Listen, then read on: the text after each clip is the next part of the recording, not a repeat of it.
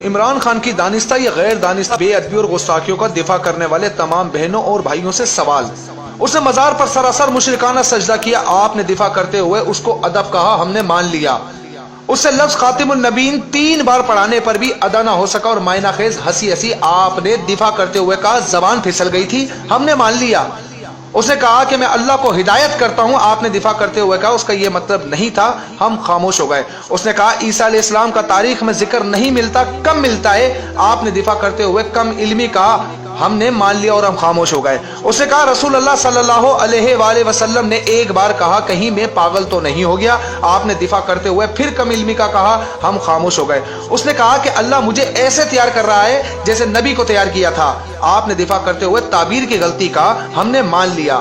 اس نے صحابہ کرام رضی اللہ تعالیٰ عنہ کو ڈرپوک کہتے ہوئے مال غنیمت کو لوٹ مار کہا، آپ نے جنگ احد کے واقعات کو توڑ موڑ کر خوب دفاع کیا، ہم خاموش ہو گئے۔ اس نے داڑھی کا سر عام مذاق اڑایا، آپ نے پھر ڈٹ کے دفاع کیا، ہم پھر خاموش ہو گئے۔ اس نے ایک انٹرویو میں قادیانیوں کے حق میں بولا، آپ پھر اقلیت کا منجل لے کر دفاع کرتے نظر آئے، ہم خاموش ہو گئے۔ اس نے جلسے کی گرمی کو جہنم کی گرمی سے زیادہ قرار دیتے ہوئے کہا اگر میں جہنم میں گیا تو مجھے گرمی نہیں لگے گی، آپ نے دفاع کرتے ہوئے کہا اس کا وہ مطلب نہیں تھا، ہم خاموش ہو گئے۔ اس نے سکھوں کے بت خانوں کو مکہ مکرمہ اور مدینہ المنورہ سے تشبیہ دی، آپ نے دفاع کیا۔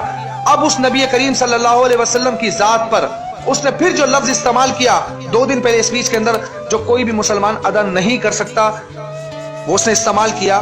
آپ شخصیت پرستی میں اتنے اندھے ہو چکے ہیں، پھر دفاع کرنے لگ گئے، ان للہ و انا الیہ راجعون۔ اب سوال یہ ہے کہ یار کیا آپ مسلمان ہیں؟ اگر جواب ہاں میں ہے تو پیاری بہنوں اور بھائیوں، خدا کے لیے سیاست کو 1 منٹ سائڈ پر رکھتے ہوئے ہم سب صرف مسلمان بن کر سوچیں کہ عمران خان کی ان تمام دانستہ اور غیر دانستہ غلطیوں کو ایک نارمل اور باشعور مسلمان درست سمجھ سکتا ہے؟ یہ سیاسی پارٹی بازی میں دنیا کے 2 ٹکے کی گھٹیا دلائل دے کر دفاع کر سکتا ہے؟ خدا کے لیے جان رب کو دینی ہے جس نے پیدا کیا ہے، سیاسی وابستگی اور معاملہ ضرور کرو لیکن خدا کے لیے سچ کو سچ اور غلط کو غلط کہنا سیکھو۔ روز محشر آپ کو دنیا کی یہ 2 ٹکے کی سیاسی وابستگی کام نہیں دینے والی، بلکہ آپ کا خالص ایمان اور اعمال کام آئیں گے، اور نبی مہربان صلی اللہ علیہ وآلہ وسلم کی شفاعت نے ہی بچانا ہے۔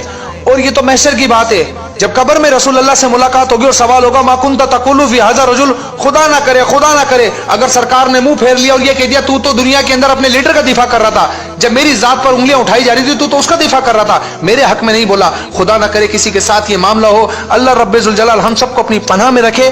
جزاک اللہ و خیرہ۔ میری اس ویڈیو کو دیکھنے کے بعد کھلے ذہن سے سوچیے گا ضرور اور اس کے بعد دعا ضرور کیجیے کہ اللہ مجھے اور آپ سب کو اور ہم سب کو ہدایت نصیب